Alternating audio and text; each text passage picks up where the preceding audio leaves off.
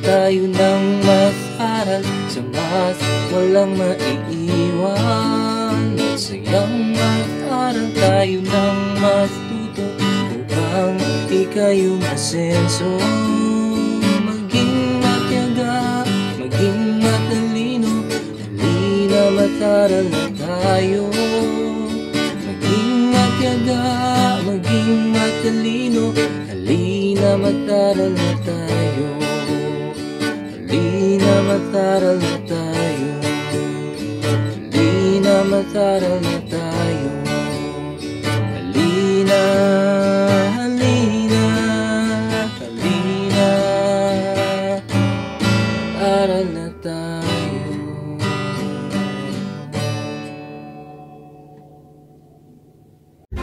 Now we are down to our last lesson for elementary. On behalf of Mathematics team of Mandaluyong and Mandaluyong Addition Hills Elementary School, nais po naming magpasalamat sa lahat ng ating mga nakasama ngayong linggong ito. Mga guro, mga batang manlulong at mga home learning partners, maraming salamat po sa patuloy ninyong pagtutok dito sa Project SOAR para sa ating mga mathematics lessons tuwing weekends. Now, Grade 6 learners and home learning partners, let me introduce to you your teacher for today. She finished Bachelor of Elementary Education at Philippine Normal University as cum laude, and she studied master's degree at National Teachers College and finished her academic requirements as MTOP Scholar. She has been teaching for 31 years as public school teacher, an MTOP trainer, a test writer, a module writer, and validator.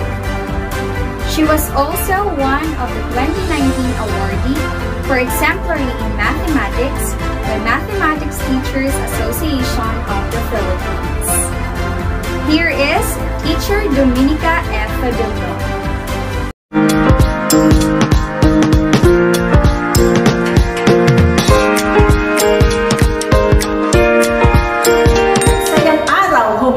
Partners and pupils, ako po si Teacher Dominica. Tutulungan ko kayo sa inyong aralin tungkol sa area of composite figures. Magsayang mag-aral, halinang matuto. Our objectives for today are: number 1, find the area of composite figures formed by any two or more of the following: triangle, square, rectangle, circle, and semicircle.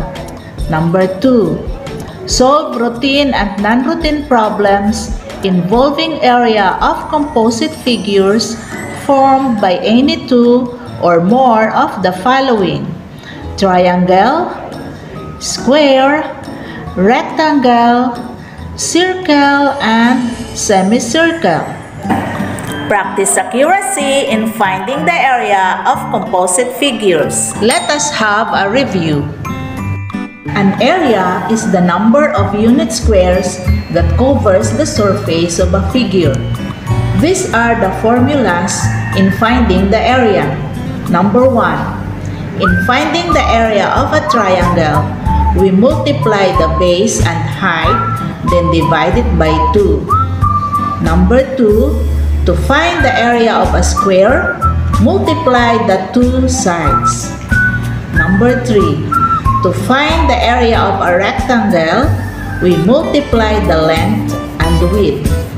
Number 4.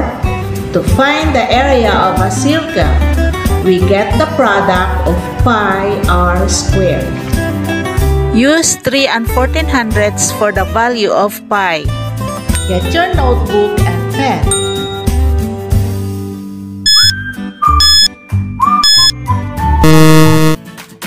Find for the area of the following: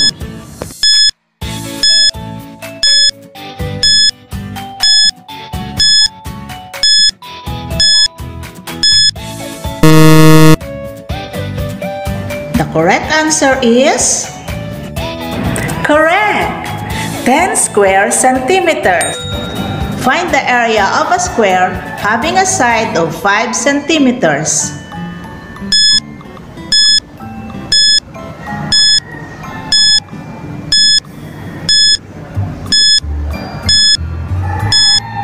The correct answer is 25 square centimeters.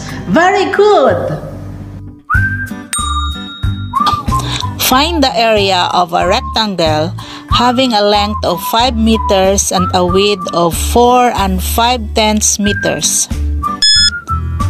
The correct answer is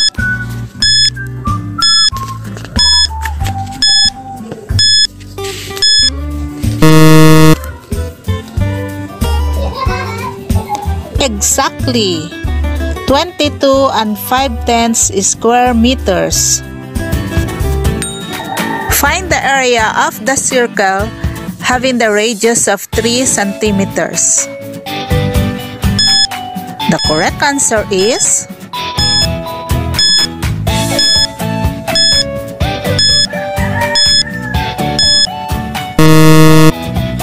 great! The answer is 28 26 square centimeters. Do not forget the label of square units in finding for the area because area is the number of square units needed to cover the surface of the plane figure. Mathusay mga bata! Handang-handa na kayo para sa ating bagong aralin. Tara, simulan na natin!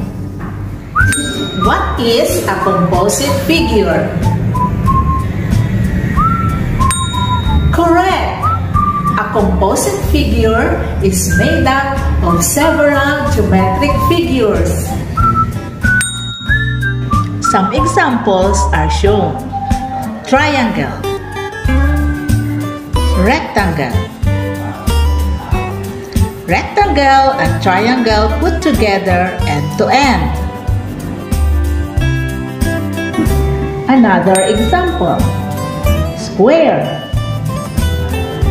circle, circle cut into half. Half circle was placed at the opposite end of square. It is easy to find the area of a composite figure by separating the figure into smaller shapes where area can be found. In this composite figure, the smaller shapes are 3 triangles and 1 rectangle. We can separate the smaller shapes and get their corresponding area using their formulas. Then, add the areas together. Be sure that none of the simpler figures have overlapping areas or no spaces in between the figure. Find the area of the given composite figure. Let us separate the figure into smaller shapes. The smaller shapes are rectangle and triangle. Now, let us find the area of the rectangle. Area is equal to length times width. Area is equal to 10 centimeters times 5 centimeters. Area is equal to 50 square centimeters. Next, find the area of the triangle. Area is equal to base times height divided by 2 is equal to 5 centimeters times 2 centimeters divided by 2 is equal to 10 centimeters divided by 2. Area is equal to 5 square centimeters. Finally, add the areas of the two shapes to find the total area. Be sure to find the area of the composite figure accurately. Total area is equal to area of rectangle plus area of triangle. 50 square centimeters plus 5 square centimeters is equal to 55 square centimeters. Good job, kids! Now, let's try another one. Find the area of the composite figure. You may draw a dotted line to separate the bigger shape from a smaller shape. Next, get the area of the rectangle. Area is equal to 8 centimeters times 3 centimeters. Area is equal to 24 square centimeters.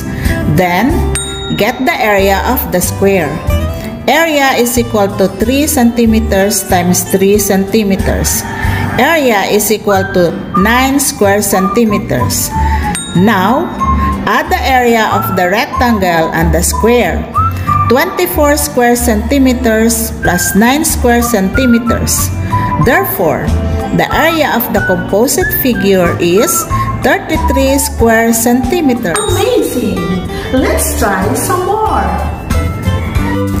Find the area of the shaded region if the side of a square measures 12 centimeters and the diameter of the circle is 12 centimeters. What is asked in the problem? Correct! The total area of the shaded region. What are the given data? Exactly! The given data are one side of the square is 12 centimeters and the diameter of the circle is 12 centimeters. What will you do to solve the problem? To get the area of the shaded figure, subtract the area of the circle from the area of the square.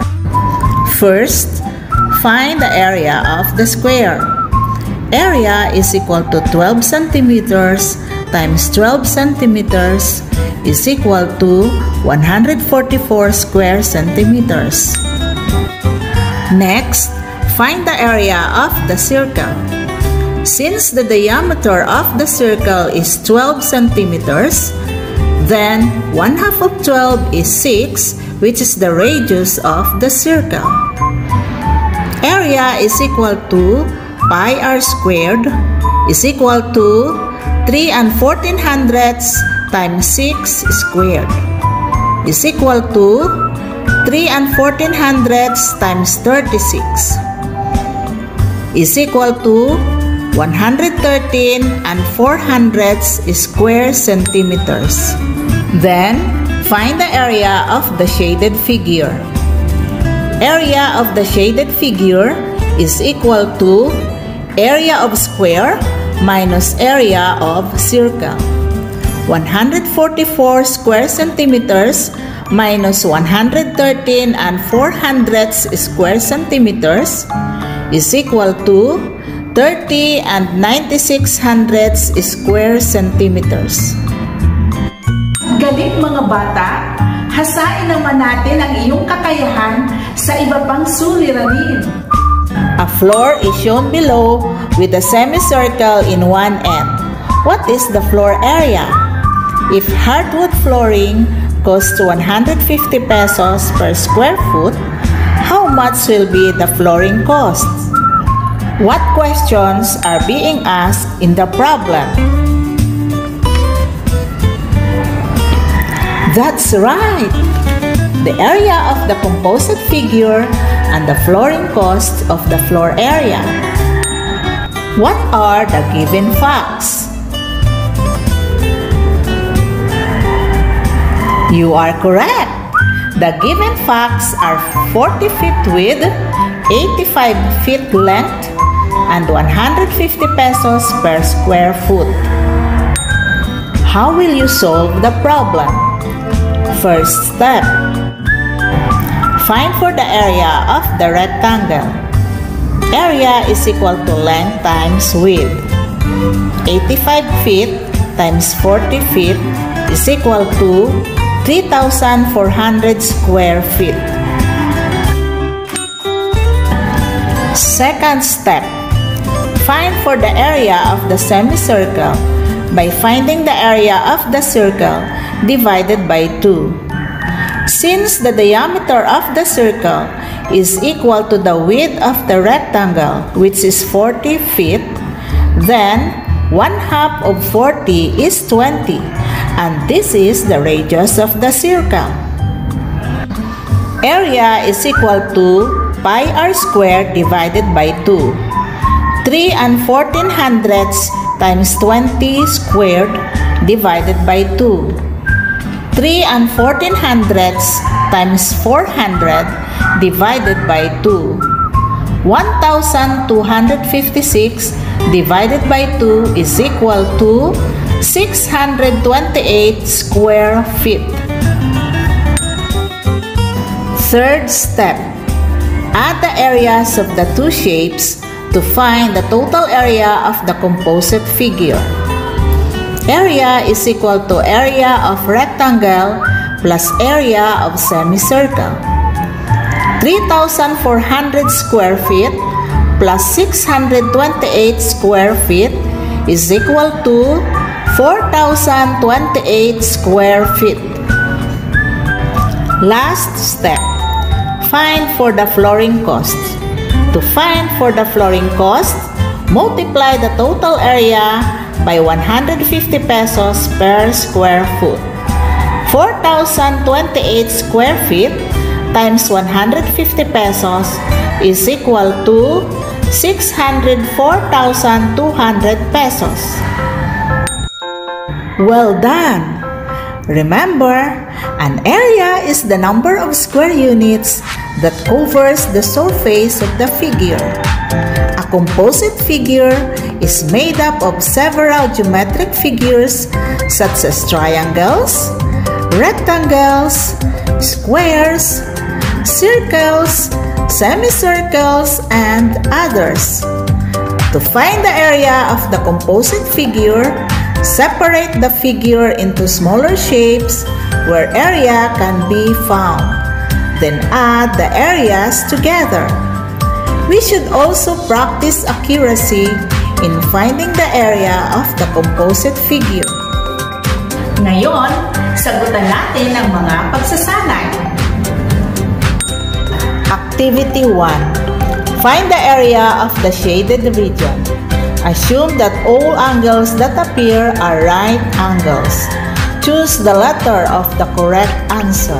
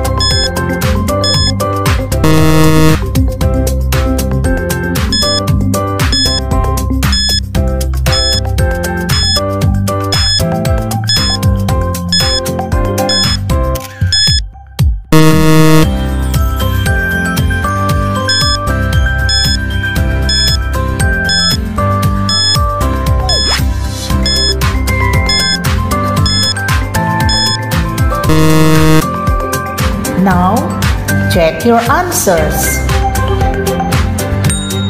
Good job! Dumako naman tayo sa ikalawang pagsasanay. Activity 2. Find the area of the given composite figures. Choose the letter of the correct answer.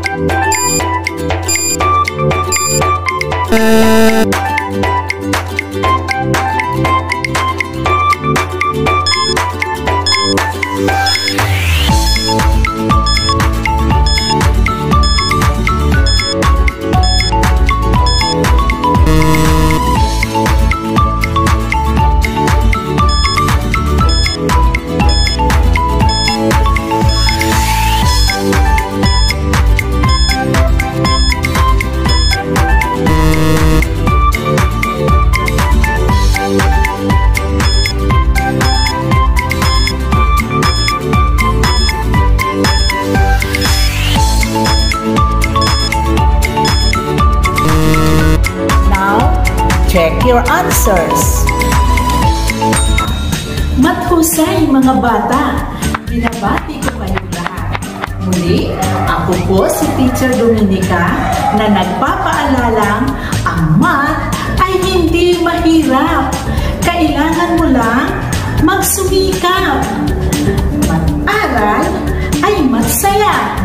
Hanggang sa susunod nating pagkikita, paalam!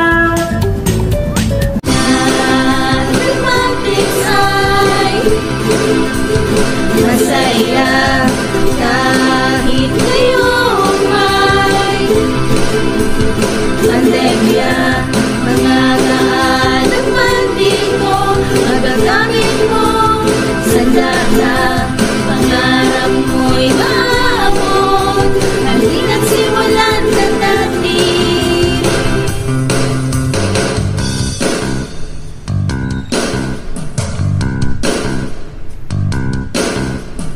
Palawakin ang iyong kaalaman, mathematics mahalin at pag-aralan. Mahihirap na problema, iyan ay kayang-kaya, magtiwala lang malulutas mo ang problema. O diba parang buhay lang yan, sa una man mahirap, solusyon rin mahahanap. At pag nangyari na't nasolusyonan na, solve ang problema at happy-happy ka!